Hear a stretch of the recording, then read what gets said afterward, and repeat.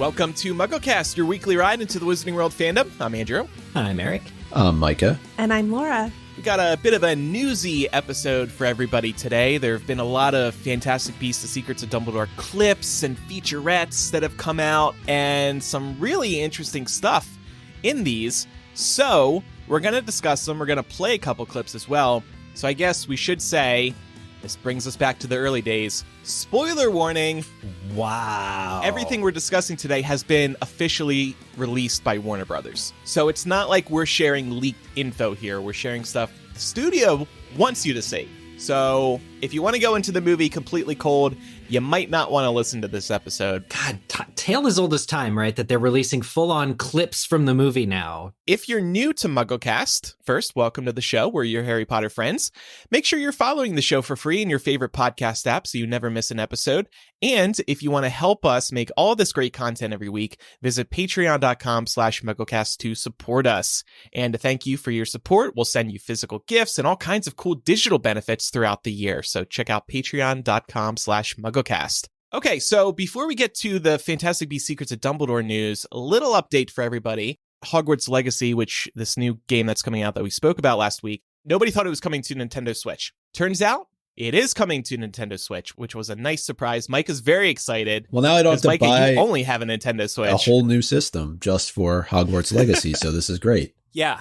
So the Nintendo Switch version is going to be $59.99. The reason I bring that up is because the next-gen systems, Xbox Series X and PlayStation 5's versions, are going to be $69.99. The Switch version, the Xbox 360 version, and the PlayStation 4 version will all be $59.99. Why that price difference? Probably because the graphics aren't going to be as nice. The Switch is not as good of a system as the next-gen PlayStation and Xbox. But if you want to save a little money, it's probably the way to go. I'm going to buy the PS5 version, though. Oh, me I think, too. 'cause Yeah. that's what I have. And yeah, we need Hogwarts in all of its glory.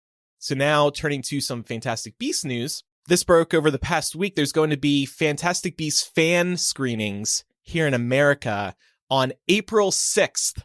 And there's going to be bonus interviews and giveaways and photo ops. These are happening only in certain cities across the United States. Laura, Georgia is not on the list, I'm sorry to say. You get another season of Unsolved Mysteries, though, Laura. Yeah, exactly. Ooh, is that coming out? I think so. I don't know when. I think it is, Okay. actually. I said that All tongue-in-cheek, but I do think there is another Yeah. wave of episodes Was coming. there another murder story incoming? Anyway, Yeah, we'll I don't talk about think this later. so. For anyone But- who doesn't know, Yeah. Mike is referring to season 2 or season 1 or season 2 of Unsolved Mysteries. There was an episode about my hometown where I grew up. Oh, so he's saying you don't get Fantastic Beasts, but you do get murders in your Yeah. town. Which I Okay, mean, it's okay. cool. Micah, I think you're going to be going to one of these in New York, right? You, one of your friends got you tickets or something? Yeah, actually, one of our patrons, Miranda, reached out, having secured a bunch of tickets, I guess, right when this news broke, at the theater in Lincoln Center. So I plan to go on April 6th. And, That's awesome. should be a lot of fun. Thanks, Miranda. Yeah. Yeah, very nice of Miranda. Eric, did you get tickets to Chicago? You and I went to the Grindelwald one in Chicago a few years ago. We did. I neglected to get tickets in time for this one, so we'll not be going. Sold out? I think so. I did grab tickets. Now, there's no screening happening here in Las Vegas, but there are in the Southwest. So I am going to be traversing the desert to go to one of these screenings. I'm going to be driving hours for this, but I'm going to make a little trip out of it. Take water. I'm going to walk across the desert like Moses to get to Just this you and screening. Brooklyn, right? He's going to lead you. Lead me, my dog. Lead me. Yeah. So I think I'm going to go to this. You can always return these tickets if you change your mind. So I bought them just in case, but I think I'm going to go just to see it early. And then I can think about it for, get ready to review it on MuggleCast. So if you're listening to this and you haven't bought tickets, there's a chance that it's too late to buy tickets. I guess they could always add more of these. We'll include a link in the show notes if anybody wants to see if tickets are still available. So now let's talk about some other news, and this actually disappointed a lot of fans. For each of the Fantastic Beasts movies so far, they have also released the screenplay. And as Harry Potter fans, we liked that because we, of course, all got into Harry Potter through the books for the most part. So these have been cool to have. And the first two books, the first two screenplays, had these beautiful Mina Lima covers. They were simple, they were elegant, they were magical, whimsical. So we said a few weeks ago that the Secrets of Dumbledore screenplay will be released in July, which is a few months after the movie is being released, and we were very about that. They have now released the cover, and they have dropped the Mina Lima design, and instead, the cover is the Secrets of Dumbledore teaser poster, which just shows Hogwarts and a phoenix. This is really upsetting people. If you're a completionist, you want them all on your shelf, and you want them all Mina Lima. I wonder how it feels for Mina Lima to be fired from the book cover creation process of these screenplays. Yeah, and this teaser poster is just bland. Yeah. Like Well, it's the two things that sell, right? It's Harry Potter. It's that Warner Brothers and Scholastic and all of them continue to try and sell, well, mostly Warner Brothers, continue to try and sell the Fantastic Beasts series as a Harry Potter series. So any way that they can do that, if they can put Hogwarts on a book cover, hopefully bribe some bookstores to put it at an end cap so people look straight at it, they think it'll increase sales.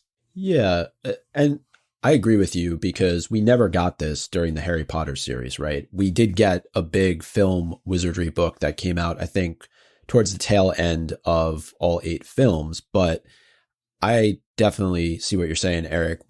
We don't have a source material, so they're trying to replicate this as being the source material.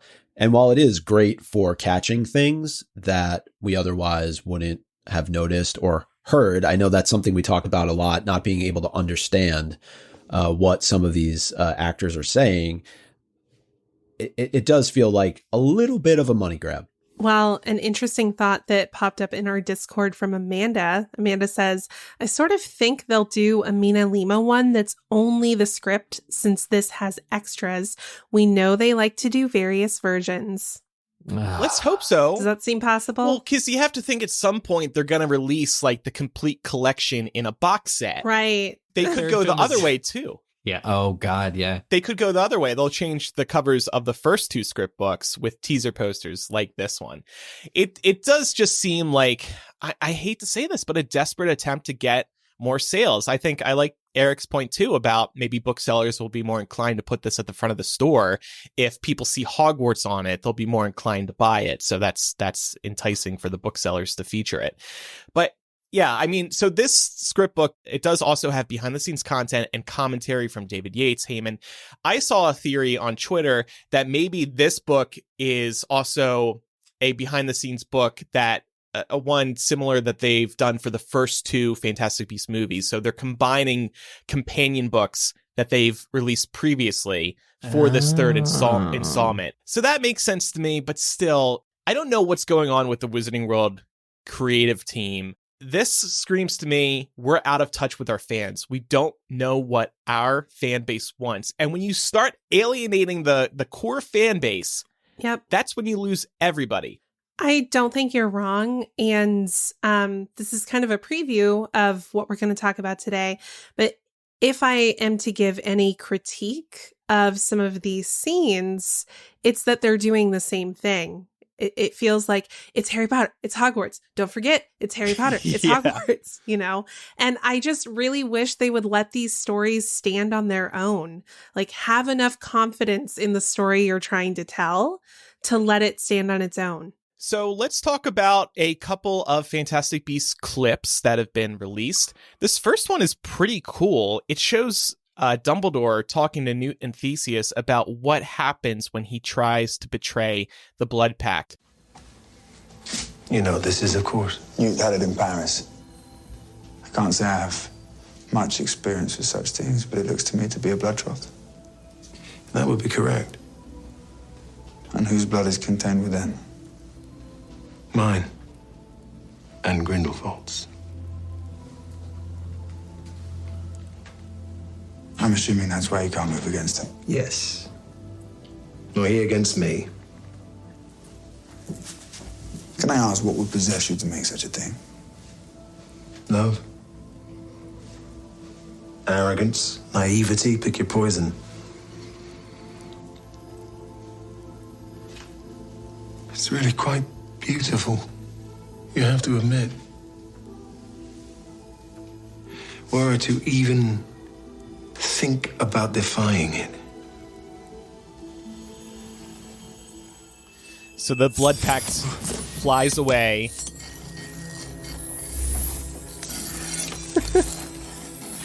It knows, you see. And the chain part of the blood pact kind of starts gripping Dumbledore's hand tighter and tighter. It's the betrayal in my heart. Albus.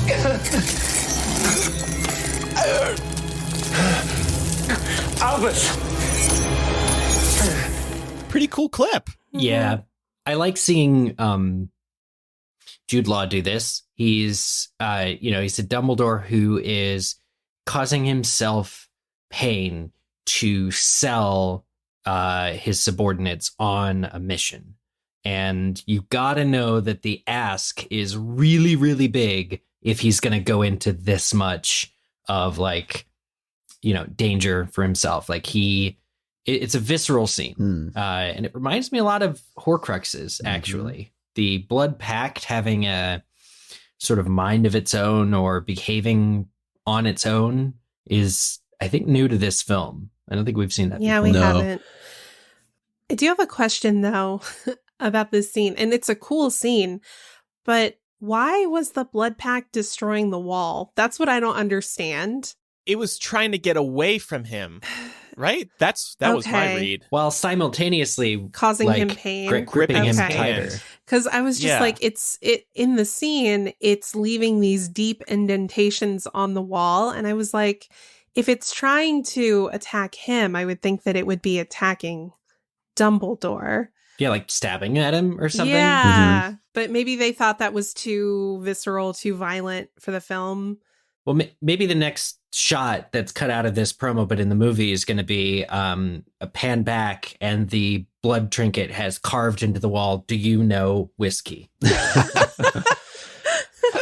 I thought you were going to say A plus G forever. Oh, with a little heart around it. Oh, don't make me cry. Eric, you made me think about when you made the comment on the subordinates and sacrificing for subordinates. It reminds me of Dumbledore in Half-Blood Prince, in Deathly Hallows, especially as it relates to the cave scene and him kind of cutting his hand open, using his own blood as sacrifice in order to gain entry, sacrificing himself overall, and that conversation that happens between him and Snape. And then the other thing that you mentioned about how the blood pact actually behaves, it does very much remind me of the Locket Horcrux and how it attacks Harry when he's in the lake and going for the Sword of Gryffindor. But probably what I found most interesting is the line that if Dumbledore as much as thinks about moving against Grindelwald, it's not even a physical action. It's something going on inside of his head that it then reacts. That's next level magic as far as I'm concerned. Yeah. And just a really painful setup for Dumbledore in this stage of his life when he does want to move against Grindelwald. I can't imagine having that mental self-control to never think about moving against somebody who I need to eliminate, you know? Yeah, who continues to cause terror around the world. Right. And knowing it was your fault, too. You want to make right or wrong like that. So it's a bit that said, I would... Oh, good. No, please go. No, that makes it a bit confusing to me, though. Is it only then if you have it in your possession and think in that capacity, something starts to happen to you? Because certainly Dumbledore's been planning. Yeah, that's the part that doesn't make sense in a scene like this. Actually makes worse the explanation, because Dumbledore didn't always have the blood pact. It had been made, it existed, and it prevented him from moving against Grindelwald, but only now is it in the same room as him and scraping up the walls. I'd like to think it did, something would grip his arm or something. Yeah, because even if it weren't present. I think towards the end of that clip, it kind of looks like he starts to suffocate and nothing's around his neck. So that's probably what happens when you don't have the blood pact with you. I think they have to show what happens when he's holding the blood pact just because you're a moviegoer. You need to see the visuals. But of course. Yeah, there's got to be something else that happens if it's not around you. Do we feel like this gives us enough differentiation between Grindelwald and Voldemort as villains at this point? I know we've spoken previously before about seeing them, they're distinct characters, but their motivations are so similar that it kind of felt like the villain arc was maybe a little bit of a retelling or like a prequel telling of the villain arc that we got with Voldemort. This magic seems so much deadlier than Horcruxes if it works the way we think it does, right? But I think the key difference is Dumbledore created the blood pact. Yeah. Like Dumbledore and his love versus something that Grindelwald would have consciously went out and done.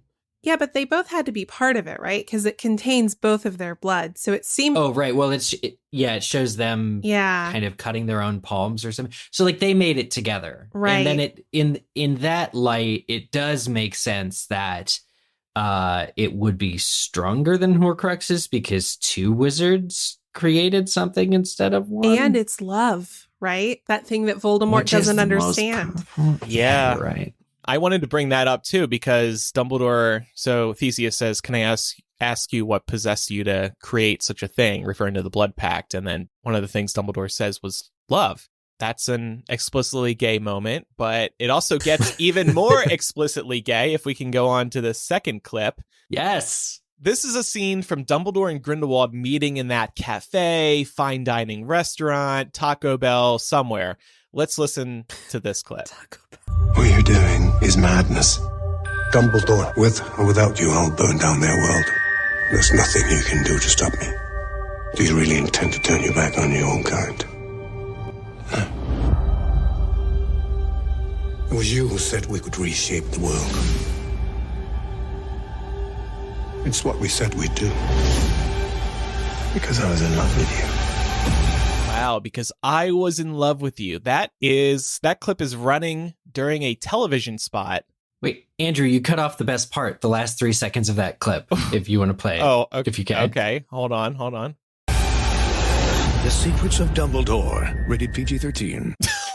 What? The most American... No, the reason I harp on this, and I don't want to take up too much time, but like, it's the most American, like, The Secrets of Dumbledore, PG-13, and they're not saying Fantastic Beasts. Yeah. I just found it so funny. I thought they were going to say only in theaters. Don't even think about looking on HBO Max. Don't even think about it. And Grindelwald just dips at the end of that. So yeah, he's gone. I want to say right at the top of this, if you are a very casual Harry Potter fan or you've never seen Harry Potter before, but maybe you know some of the characters, I would think this is a scene between young Dumbledore and young Voldemort. Because who is this other guy? It's not established. If you've been very casual, if you haven't super been paying attention, if you don't know the history of the recasting in this role, I can see why this would be confusing. This is a real, I think, struggle for this film in general, is because it's a major selling point to connect things back to Harry Potter. There's also this risk of us having seen everything we're going to the theater to see. Mm-hmm. We see everything before, like how many times are they going to use Polyjuice, or how many artifacts are going to behave like a Horcrux? How many, these things that become repetitive parts of the story make the story less interesting, we're less likely to like it and engage with it in future. I think also, I mean, to your point, Andrew, about this seeming explicitly gay, remember in the last movie, I think it was David Yates who said Dumbledore was not going to be explicitly gay in the movie, and it rubbed fans the wrong way. And now It seems like they're overcorrecting in a way, because are these all the I love yous and I was in love with you that we're going to see in the movie? And by giving us all of that up front, it takes away from the moment in the theater when you get to see it the first time. Yeah. Also, honestly, kind of risky to just go there with a TV commercial. Because unfortunately, gay rights aren't where they could be, even in America. So I don't know. That honestly might turn off some people. But it was surprising to me that they would include this in a commercial. I guess they do see it as a big draw for people that they're finally going to go there. But I will also say, we know that person who saw a test screening of the movie. And remember, they told us the movie is gay throughout. You can't just edit out 1 or 2 scenes and suddenly it's not gay. So I have to think there's lots of I loved him, maybe some flashbacks, etc. That's just me guessing, though. Okay. Well, you do get that moment with them interlocking hands with each other when they were younger. Is that in this clip? There was like the Mirror of Erised thing. Maybe that was it. Yes, but yeah. I will say, though, there are very few people who can put Dumbledore in his place. And I do actually like how Grindelwald does this, because he says directly to him during this conversation, it was you who said we would reshape the world. It's what we said we'd do.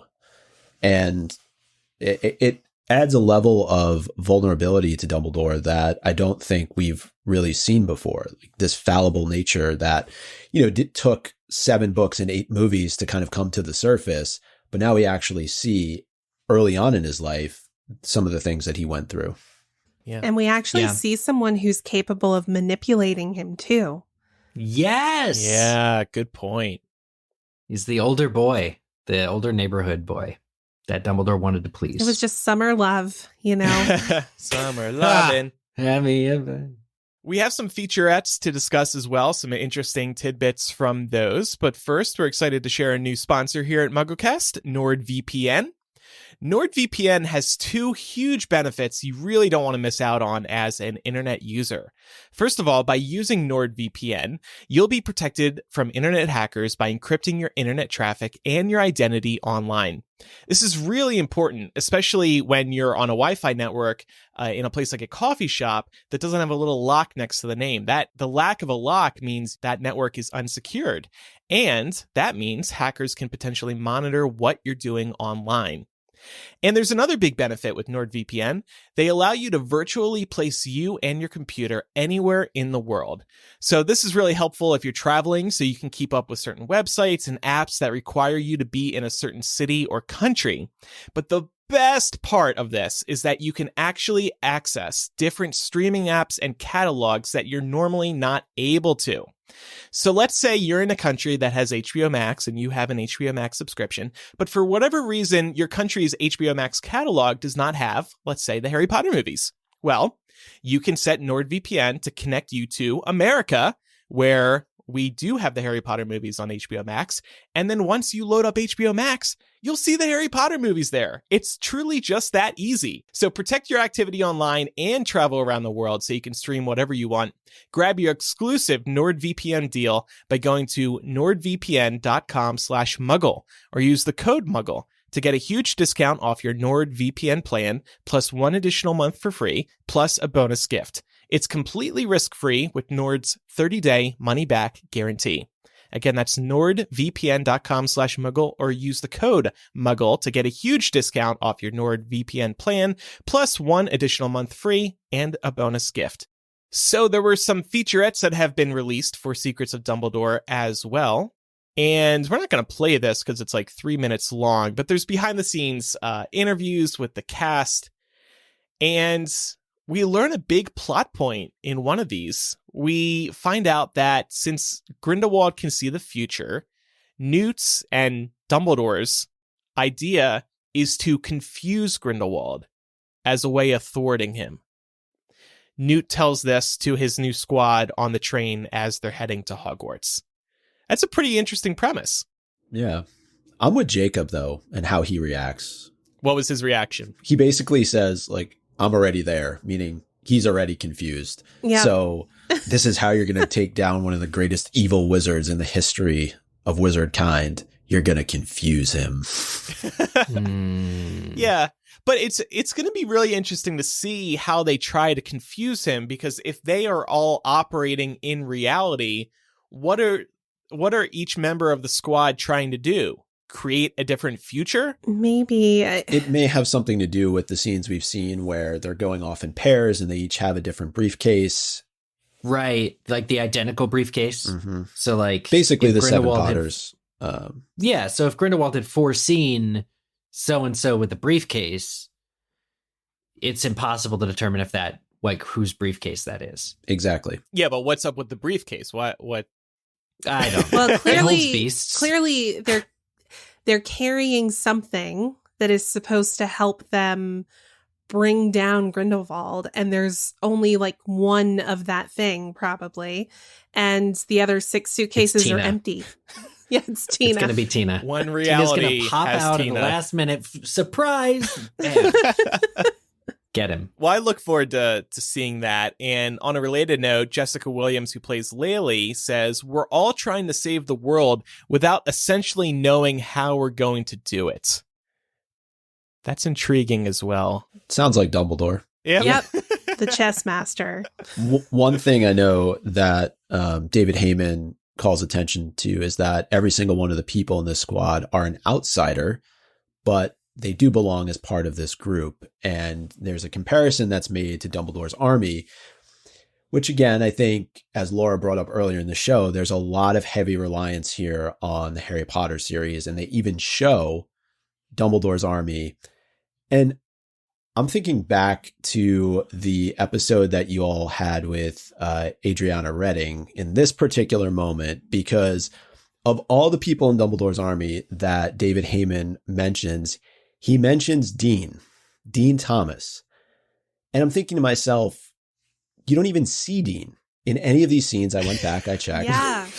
Why is there a reference to Dean Thomas? When you think of Dumbledore's army, nobody really thinks about Dean Thomas. And I wondered, is this intentional on the part of Warner Brothers to have David Heyman mention Dean because he's African American? That's an amazing call out. That didn't even register with me. That's a good call out. I don't think they were like, David, you have to mention Dean Thomas. We're trying to diversify. No, yeah. I think that David Heyman knows Harry Potter in and out, probably genuinely referenced Dean to make his point out of nowhere.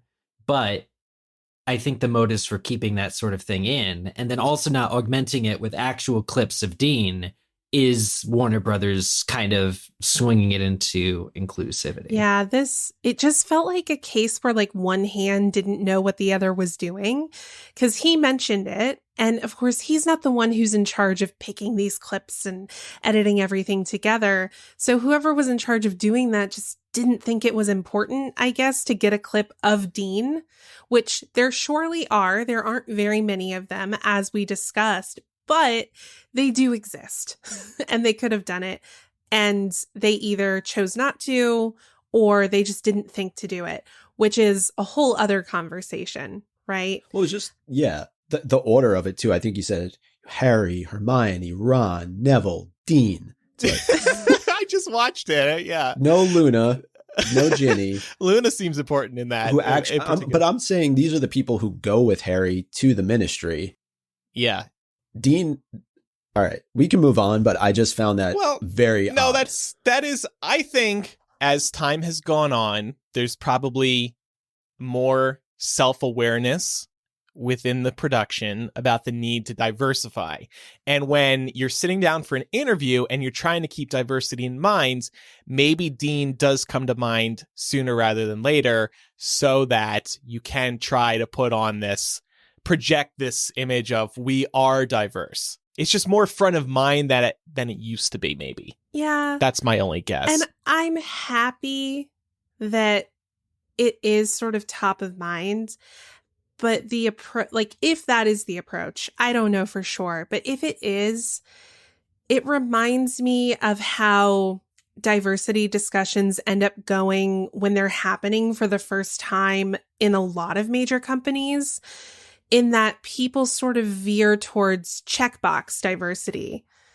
Like, oh, I mentioned a Black person, check. And it's like, no, that's not really what we're looking for. We're looking for you to think very intentionally about creating a diverse cast of characters so that you're not, when you're talking about your characters, the very few people of color don't become this sort of afterthought that you mention and go like, oh yeah, I mentioned it. I brought it up. Good. We're good. So that, I mean, I think they just have work to do on that, and hopefully they acknowledge it because they're not going to get better if they don't acknowledge it, right? Right. Definitely. It can't be all talk, no action. They gotta open up. And I mean, they have with Fantastic Beasts. Go ahead. No, and he goes into the new version of Dumbledore's army, naming them all, and certainly much more diverse than the Dumbledore's army from the Harry Potter series.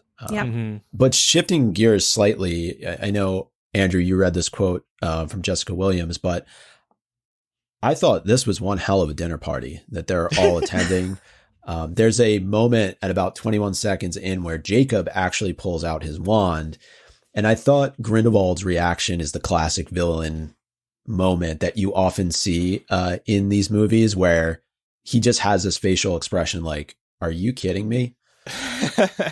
Now that we know that they're going to try to confuse Grindelwald with these different futures or realities, I'm now wondering, are they trying to suggest to Grindelwald that in the future, Muggles are going to be able to become wizards with Jacob there doing magic? Yeah. And then, I don't know, it freaks out Grindelwald, like, oh my God, Muggles can become wizards. Yeah, on the flip side of that, I think that there's a very dangerous gift that they're giving him in doing that, because he can just tell the wizarding people, look, Muggles are coming for your wands. Yeah.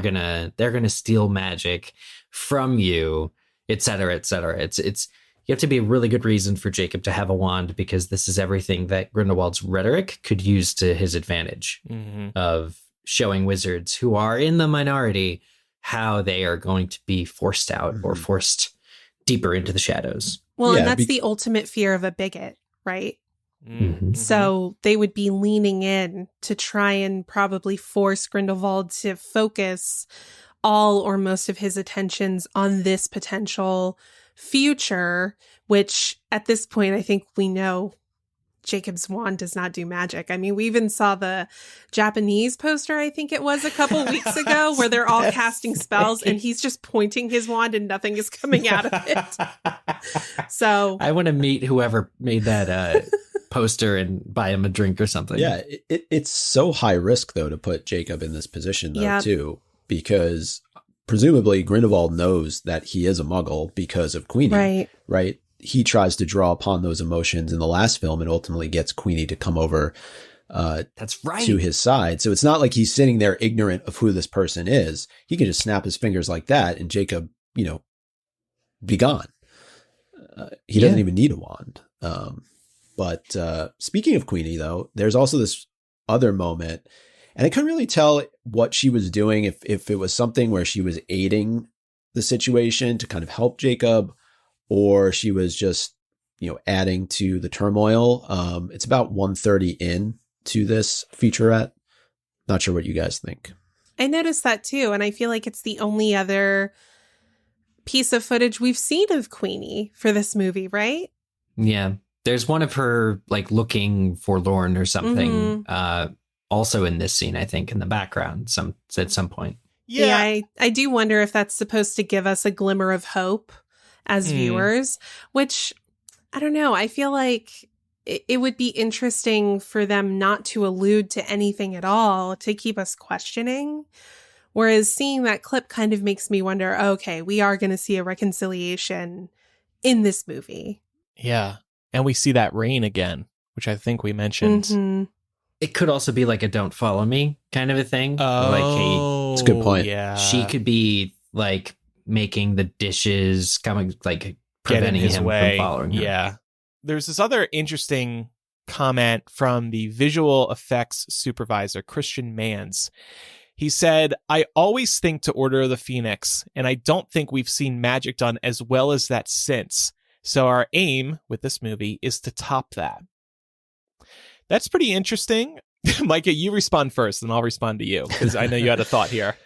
I do. And we talked about this many episodes ago when we talked about Order of the Phoenix. I guess the first part that I find interesting is that both of these moments involve Dumbledore on screen in terms of doing what is referred to as amazing magic. But I never really thought that the Dumbledore versus Voldemort battle scene lived up to expectations. Nope. In the movie. In the movie. Yeah. Particularly not bringing the fountain to life, the fountain of magical brethren. I thought that was a huge part of it. But the effects themselves, I mean, we've talked about it where we said there have been fan fiction videos that have been made where there's been better effects, at least we felt, in those moments than what we've seen in some of the films. So I found this to be a little bit, I will say though, I think the magic is much better in Fantastic Beasts, especially most everything that involves Credence, than some of the other stuff that we've seen in the Harry Potter films. That's kind of the promise of doing a film focused on adult wizards, is that you will see deeper magic, or like not even deeper magic, just more skilled magic. Right. But then there's also the deepness aspect of it being like elemental, where Dumbledore and Voldemort are lobbing fire, water.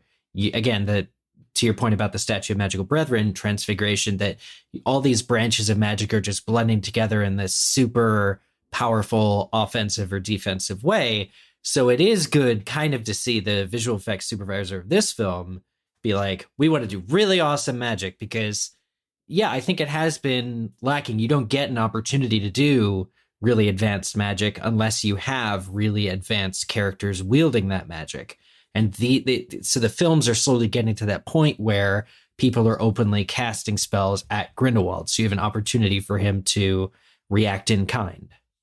Getting back to the Order of the Phoenix point, I actually really liked the fight sequence in Order of the Phoenix between Dumbledore and Voldemort, because it was quiet. If I remember correctly, there was no music. It was just like a raw duel.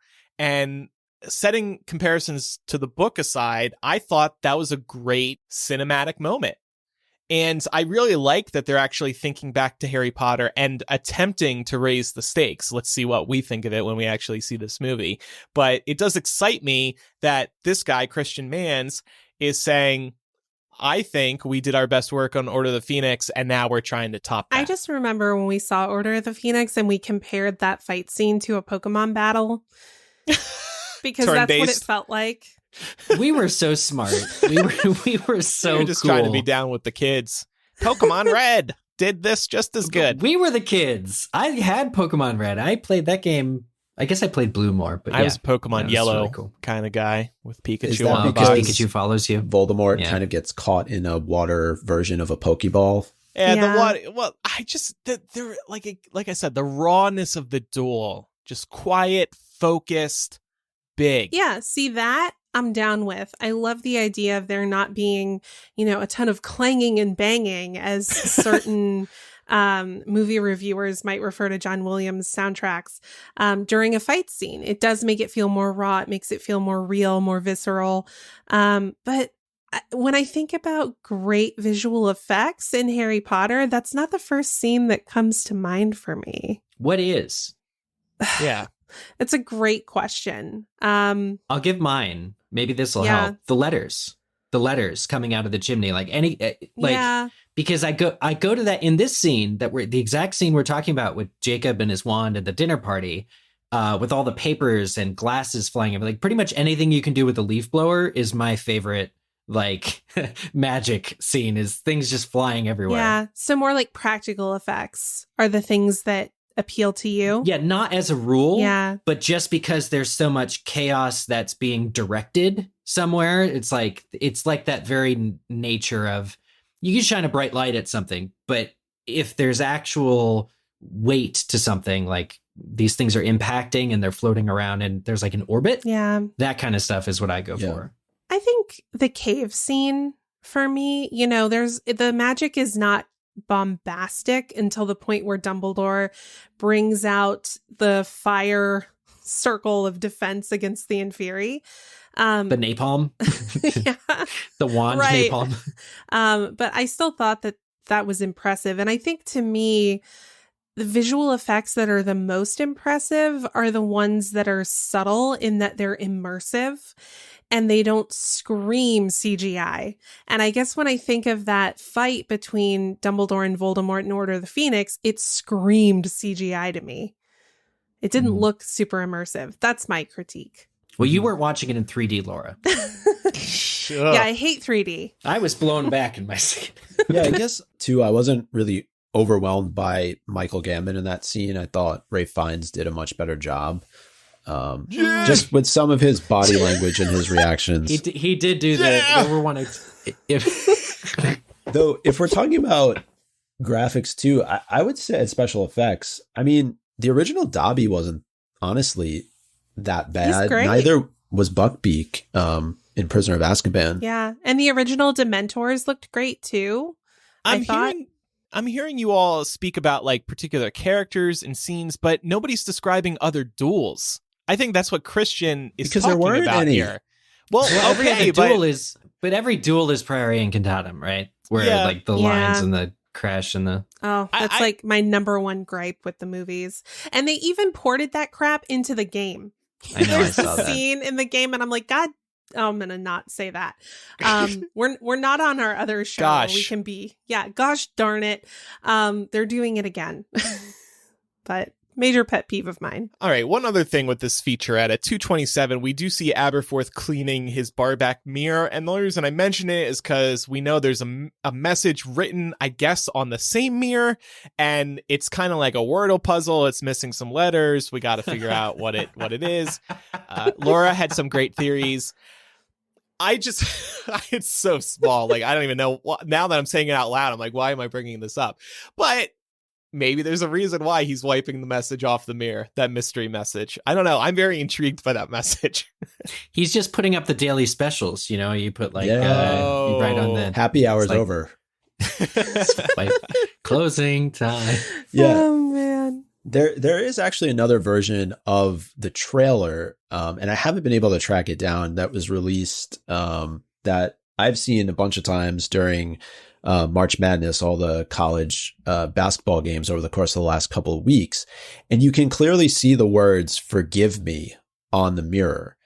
And I put a tweet in there where you can actually pretty much make out those words. And so I'm starting to wonder, you know, clearly there's correspondence going on here, but could this be correspondence between Albus and Credence? Maybe they're communicating with Queenie. I think there's a couple of options that, you know, could be possibilities. All right, well, we have one more featurette to discuss, but first, a word from our second sponsor this week, Shudder. It probably won't surprise anyone here that some of us on the panel are huge fans of horror and the supernatural. We're talking about Harry Potter here, after all, and it's got a ton of supernatural stuff. And when we're in the mood for a thriller or something supernatural, we turn to Shudder, where every week they premiere a new horror movie or series. With Shudder, you can stream supernatural, thriller, and horror movies and TV shows all across your favorite devices. Shudder's streaming library has just about everything, from original movies like Superhost, The Boy Behind the Door, and PG, Psycho Gorman, to the hit series Creepshow by executive producer Greg Nicotero of The Walking Dead. If you're a fan of old classics or looking for the next classic you're going to love, Shudder has a collection from around the world. They've got favorites like Halloween and the Texas Chainsaw Massacre, along with must-see new releases like VHS 94 and Hellbender. And I know, Eric, you've been watching one of their originals, The Discovery of Witches, right? Yeah, I'm a fan of this show. Happy to say we talked about it actually when it was first airing, and now it's on its third and final season. It's kind of a more adult version, like a settled down adult fantasy horror kind of show. So it's really good. The cinematography is great. And in season 3, Diana is going to have to find the remaining pages of the Book of Life, and they're going to have to battle the evil congregation. So cool. It's pretty exciting. And it's great to see. There's only 25 episodes total, or there's going to be. So it's pretty easy to watch this whole show, and it's very good. Cool. Good to know. So you can stream all this and more from Shudder's ever-growing library ad-free for just $5.99 a month. Shudder has everything supernatural, thriller, and horror. We can't get enough of it. You're going to love it too. And right now, you can stream your first 30 days of Shudder for free. Go to shudder.com and use code MuggleCast. That's SHUDDER.com, code MuggleCast. Stream free for your first 30 days by going to shudder.com code MuggleCast. And links to both of our sponsors are in today's show notes. And now let's look at the second Secrets of Dumbledore featurette, another 2.5 minute-ish featurette. The one thing that stood out to me here was, I'm still working on the name for the group. I think I came up with Fantastic Five a few weeks ago. They head to Hogwarts via train, and apparently this train, I don't think it's said in this featurette, maybe it is.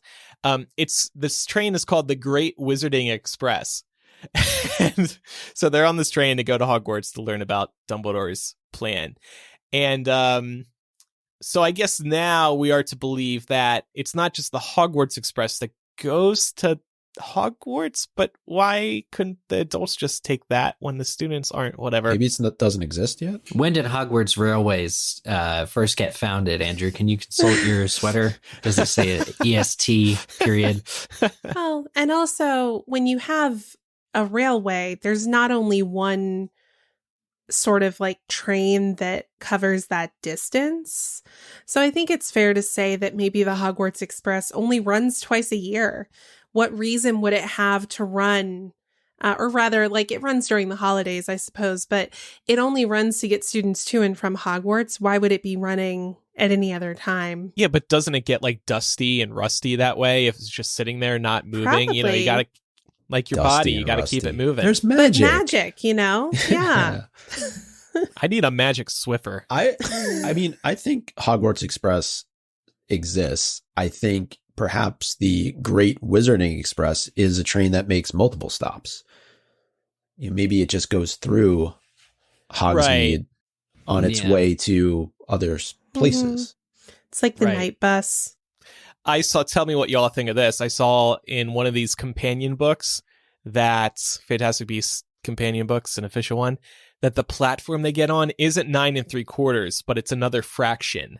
It's like platform 4 1/8 or something like that. Please stop. Like, it's stuff like this that just feels so blatant. It's like, we get it's it. lazy. Yeah. We It's like, get it. It's Hogwarts. We know. It's like when David Heyman mentions that they see Quidditch when they get to Hogwarts, but they shoot it exactly the same way that Harry flew in Goblet of Fire when he was being chased by the dragon.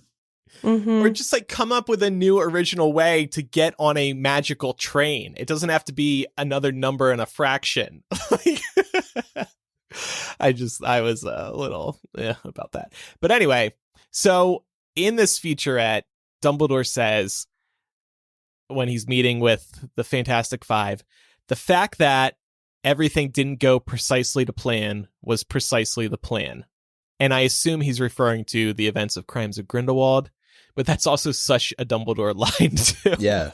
Totally. Yeah, it Very is. Dumbledore line. The thing is, it also speaks to, we were talking about this earlier, but the way in which Dumbledore can act against Grindelwald, it really has to be because of the blood pact and his whole wrist thing.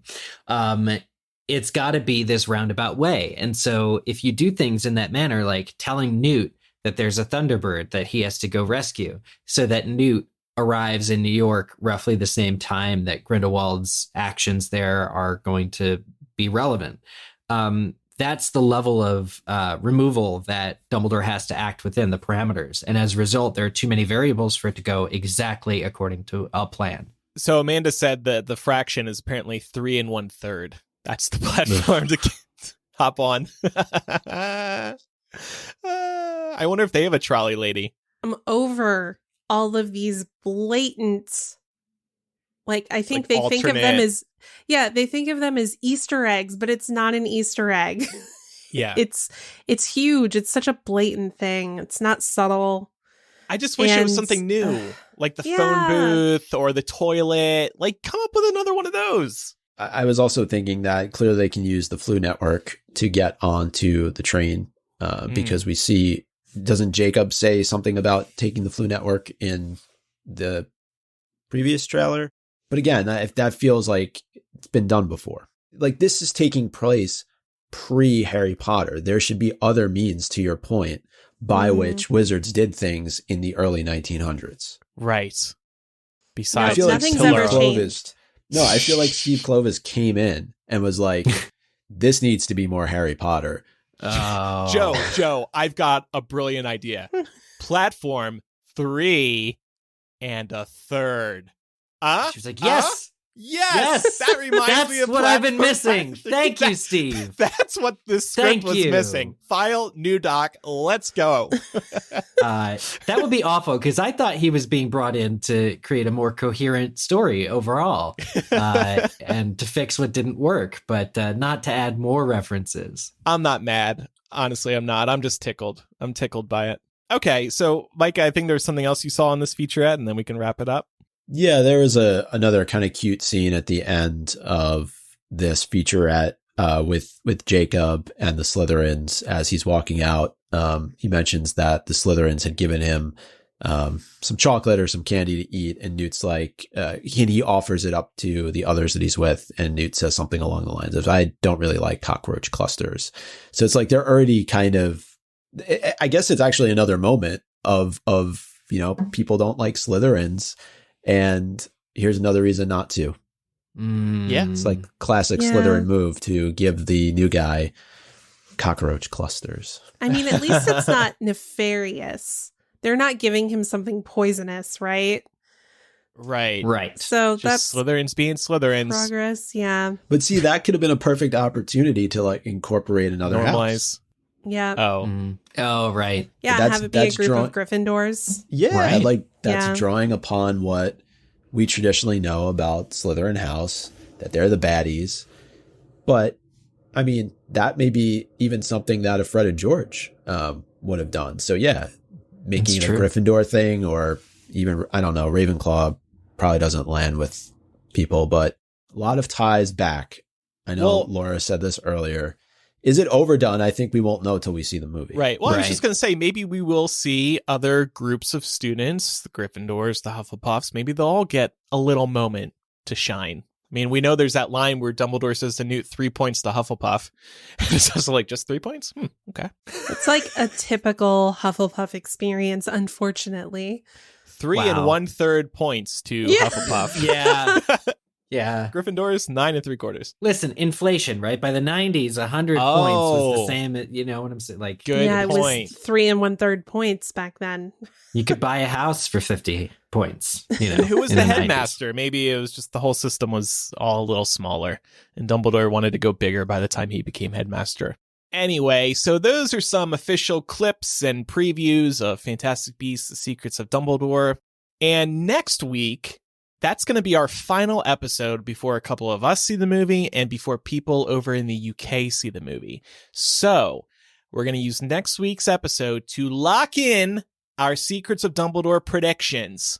We'll see. We'll all pull out our crystal balls, gaze into them, and we'll get some predictions from our listeners as well, I'm sure. So look forward to that on next week's episode of MuggleCast. If you have any feedback about today's discussion, you can contact us by writing or sending a voice message to mugglecast@gmail.com. If you're sending the voice message, just record a message using the voice memo app on your phone. You can also use the contact form on mugglecast.com to write to us, or you can leave a voicemail on our phone. The number is 1-920-3-MUGGLE. That's 1-920-368-4453. It's time for Quizzage. Last week's question, complete this line. Minister, the evidence of the Dark Lord's return is A, incomparable, B, inconvenient, C, inconceivable, or D, incontrovertible. I would like to thank the one person who selected inconceivable. Maybe they appreciated my reference. And that was Love Ya Laura. Aw. But I love you too. Aw, but the correct answer, non-Princess Bride reference, is D, incontrovertible. Is anybody surprised? A little bit low-hanging. Every once in a while, I give you guys ones that you can guess. So correct answers were submitted by many people, including Evil Ringo, Landon, Ground Control, Clary Potter, A Lost Packet of Droople's Best Blowing Gum, Pumpledore, Silly Unicorn, Squidward Tortellini, and the Jessley Hallows. Squidward tortellini. I like it. Yummy. Getting some good pasta names. Y'all, We've I'm always gonna had. be real with you. 50% of the reason that I stay on the show is because I want to hear all these names that we get during Great. I Quizzitch. hope people are listening for that reason too. I mean, I hope people are listening because, we put on a good show every week, but Yeah. And whatever- I jest. I love you guys. It's just I really enjoy those names. Yeah, they're great names. There are always more that I don't read. So anyway, next week's question. Speaking of Dumbledore and Voldemort's battle in the Ministry at the end of Order of the Phoenix, why doesn't Bellatrix intervene in Dumbledore's fight against Voldemort in the Ministry? Submit your answer to us at mugglecast.com/Quizzitch or go to MuggleCast's website, click on Quizzitch on the menu. Why doesn't Bellatrix? Why doesn't Bellatrix intervene? Something happens to Bellatrix. She cannot intervene. She's watching her man in action. She's just so in awe. That's my man. Also, some news. We are pleased to announce that the next Quizzitch Live is happening Saturday, April 9th at 11 a.m. Eastern. Micah, Eric, you want to tease what to expect in this new Quizzitch Live installment? This Quizzitch Live is going to be everything Fantastic Beasts movies and series. All the things we didn't memorize because we weren't as nerdy as we used to be as kids. We are going to quiz you on it.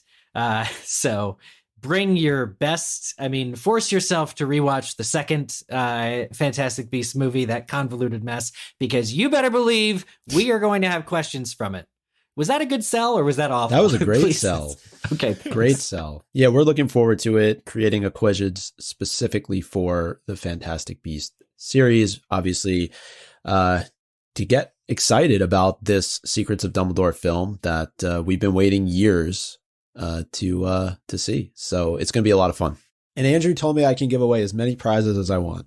Oh, no. So again, that's Quizzitch Live, Saturday, April 9th at 11 a.m. Eastern. A couple other reminders before we wrap up. Make sure you're following the show for free in your favorite podcast app. And if they let you leave a review, please do. We would really appreciate a review. Apple Podcasts, Spotify now allows reviews. Some of the others do as well.